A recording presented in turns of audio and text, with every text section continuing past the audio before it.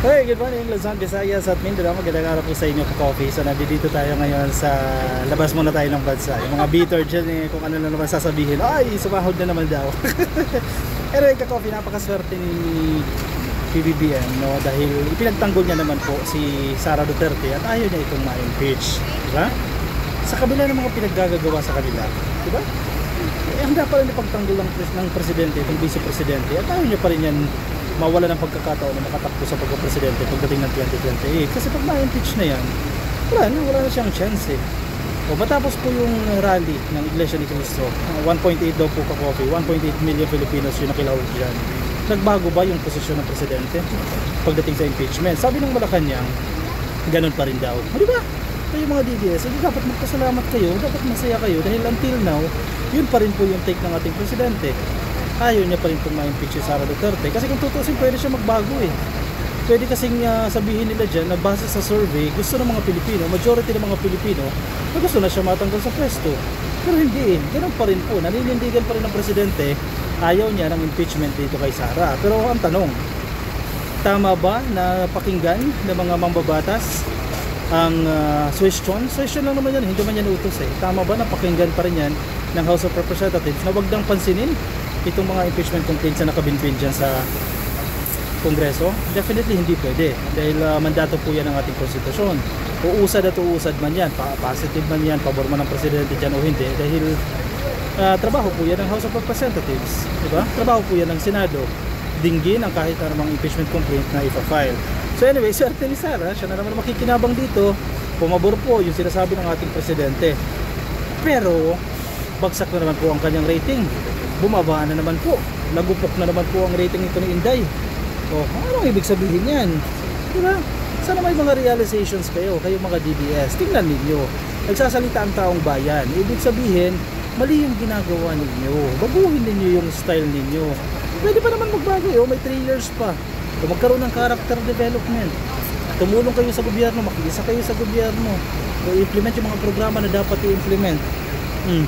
Okay, basahin natin itong headline mula sa One Star Coffee, sa One News itong balita na to. Marcos still against VP impeachment, hindi po nagbabago yan. President's position and how impeachment move in the House of Representatives has not changed, sabi po yan ng Executive Secretary Lucas Bersamin. Kasi yung mga napapanood akong analysis, ang sinasabi nila doon sa analysis mga political analysts ito ang sinasabi nila pwede pa raw magbago ang posisyon ng ating presidente pagdating sa impeachment, diba? Ito ang Iglesia ni Cristo naman sumusuporta naman yan kung ano man po yung opinion ng ating presidente. Lagi namang pro-government, lagi namang ganyan yung take ng Iglesia ni Cristo. So if ever magbago ng posisyon ng presidente, posible din daw na magbago itong posisyon ng Iglesia ni Cristo at magiging favorable sila sa desisyon ni PBBM. Pero hindi nagbago ang presidente, meron siyang opportunity para magbago. O di ba, baguhin yung kanyang stand pagdating sa impeachment, pero hindi ginawa ng presidente. Sana mabasa ng mga DDS yan. Anong ibig sabihin yan? Malaking factor yan. Hindi naman sa nakikipagbati ang presidente, no? Pero ayaw niyang bakbakan na ng bakbakan si Sara Duterte. Dahil wala naman laban yan eh. Anong laban ni Sara? Anong mawawala kay PBBM? Presidente na siya. Diba, bakit siya papatulan si Sara? I hope na iintindihan yan. I hope na gigets siya ng mga DDS para kahit pa paano mag-iba-iba naman sila ng kanilang estilo dyan. Malacanang reiterated, inuulit po ng Malacanang that President Marcos' position to move to impeach Sara Duterte, hindi nagbabago po yan. Executive Secretary Lucas Bersamin made a statement when asked by journalists whether the peace rally of the Iglesia ni Cristo last January 13 had any effect on the President's stance. Walang pagbabago ka-coffee. Kahit 2 milyon, kahit 3 milyon o ilang milyon ka-coffee yung pumunta dyan, hindi po nagbago yung pahayag ng ating presidente, ganoon pa rin po yan. So anyway, let's move on. Sana magbago kayo ang mga DDS dyan. Sana na-gets ninyo yung mensahe ng ating presidente, no? Para hindi naman kayo laging ganyan. Anyway, sa kabila ng mga yan, may bago pong pag-aaral, may bago pong survey na nilabas po ang Okta. At lumalabas po dito sa kanilang survey na bumagsak na naman po ang rating ni Inday Sara Duterte. Nakikita ninyo ka-coffee?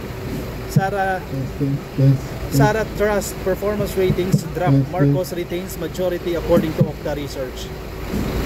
Bumagsak. Hello. Ano ibig sabihin yan? This is the first yellow light bus. Hindi okay. Vice President Sara Duterte's trust and performance ratings have declined, while President Ferdinand Bongbong Marcos Jr. has retained most of the public's trust and approval, according to Okta Research 2024 fourth quarter tugon ng masa survey. So, 2024 ito ka-coffee, last quarter po yan, naganap itong survey na to, pero di ba? Yung issue hindi pa rin nawawala. Impeachment pa rin yung issue dito kay Sara Duterte. So hindi pa rin nagbabago yan. O bagsak. Bumaba. Sabi nila mataas pa rin yan. Yes, mataas pa rin yan, pero bumababa. Ang ibig sabihin yan, hindi tama yung ginagawa ninyo. Hindi nagugustuhan. Sige, wag na natin pag-usapan ng tama at mali, pero lumalabas, hindi nagugustuhan ng taong bayan yung inyong ginagawa dito sa kay Sara Duterte. At patunay dyan, yung resulta nitong survey. Duterte's trust rating fell to 49%. Oh, bumagsak na ng 50%. 49%, down from 59% in the third quarter of 2024. 10 points from 59% to naging 49% na lang. Napakalaki ng ibinaba. 10 points. Bibihira mangyari yung mga ganyang sitwasyon. Kasi bumaba man yan, 2 points lang, 3 points lang, 5 points at most na yan. Pero ito, umabot ng 10 points ang kanyang ibinaba from 59 to 49. Similarly, her performance rating dropped to 48% from 52%. Performance rating, 4 points siya. So, ano mangyayari dyan sa mga susunod na araw? O sa susunod na survey, sa first quarter ng 2025, baka lalo pang bumaba yan. Wala na silang kabutin dyan. O kung 10 points ang ibinaba, sabihin na natin after the first quarter, bumaba na naman ng 10 points yan. O 30% mahigit na lang yan. Diba? Kaya magbago kayo. May pagkakataon pa naman para magbago eh. Meanwhile, President Marcos has experienced a slight decline in his ratings. His trust rating dropped to 65% from 69%. Oh, hindi ganoon kalaki, hindi ganoon ka-significant. From 69% naging 65% na. Ibig sabihin 4 points lang ang ibinaba sa kanyang numero. Ang trust rating ng ating presidente, mataas pa rin yan. Above the majority, 50% ang majority natin. While his performance rating dropped to 64% from 66%. Yung sinasabi natin, magkaroon nga ng pagkawa, magkaroon nga ng decline, hindi ganoon kalaki. O 2 points lang, 3 points lang, ito kay Sara 10 points eh. Ano ang ibig sabihin yan? Napakalaki niyan. Ano yung sinasabi ng mga netizens dito? Oh, sabi nila hindi na naman daw totoo ang survey. Nakakatawa itong mga nagsasabi ng hindi daw totoo ang survey. Kasi may lumabas sa bagong survey, di ba? Parang last week about sa poverty incidence. Kine-question nila yun, bakit ganun daw po yung resulta ng survey about sa poverty. Si Marcoleta, in fact, sinasite niya pa yung resulta ng survey na yan na tumaas daw po yung bilang ng mga nagugutom. O, kala ko ba hindi kayo naniniwala sa survey? Bakit bigla mo yun? Naniniwala na agad kayo. Pag negatibo kay Sara Duterte, hindi kayo naniniwala. Eh ngayon, yung sa poverty survey na yan, naniniwala naman kayo. Kasi naniniwala yun. Pero sige, umandar na po kami. Just to conclude, no, sa mga DDS na nakikinig sa atin, try to change. Subukan ninyo. Kung mataas ang pride ninyo, hindi niyo gugustuhin magbago, pero meron pang 3 years ka coffee. Magpakita kayo ng character development. Pag nakita ng tao yan, baka magkaroon pa ng chance itong si Inday Sara Duterte pagdating ng 2028. Diba? Magbago, tumulong. Yun. Unity. Kung gusto nyo ng unity, gusto nyo ng pagbabago, magtulungan tayo. Tulungan natin ang gobyerno. Tulungan natin magsaksi ng gobyerno. I-implement yung mga programa. Si PBBM, napakabait ni PBBM eh. Kung mag-apologize lang yan si Sara Duterte, posible, makabalik pa sa cabinet yan. Depende ha, pero kung makikita ng sincerity niya. Pero alam mo yun, ang pinupunto ko dyan, meron pang 3 years. Tumulong kayo, diba? Pwede magbago. Kasi para sa Pilipinas din naman yan mag-achieve natin yung unity na gusto natin, diba? Try natin magbago. Yung mga DDS naman, kasi kayo masyadong abuso sa kapangyarihan.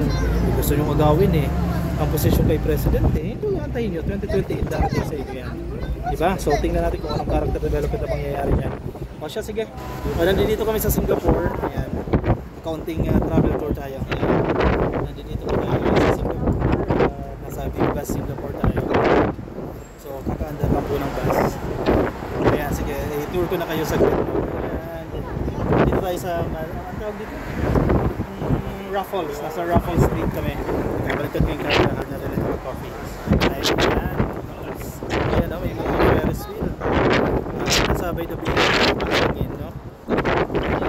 First time natin sa Singapore, kaya excited tayo sa sasabihin na naman ng mga si Ka-Coffee, binayaran na ni Marcos siya, kaya nakapag-approve na naman. Yan, sasabihin ng mga DDS, guys, hindi ko kailangan. Dahil mura lang naman ang pamasahe dito. 8,000 lang po pamasahe balikan na. So bakit hihintay ka pa ng bayad o magpapabayad ka para makapag-upload ka po. Ang ganda naman ng Singapore. Ayun yung ano, yun yung sikat. Ayun, nakikita niyo yung building na yun, parang may barko sa taas. Nakalimutan ko yung pangalan niya. Pero yan, very popular, very famous siya Ka-Coffee dito sa area na to. Naman sa Singapore. Sino mga nasa Singapore, guys? Ayan. Ganda. Ay, sakto. Ay. Kita natin siya. Ayan. Ganda. Hindi ko lang Ferris wheel nito ah. Parang mauwaay yung dating niya. Malaki. Sige, bago natin tapusin to. I-tour ko na rin kayo bahagya dahil maganda yung spot na to. Singapore Flyer pa rin. Singapore Flyer. Okay.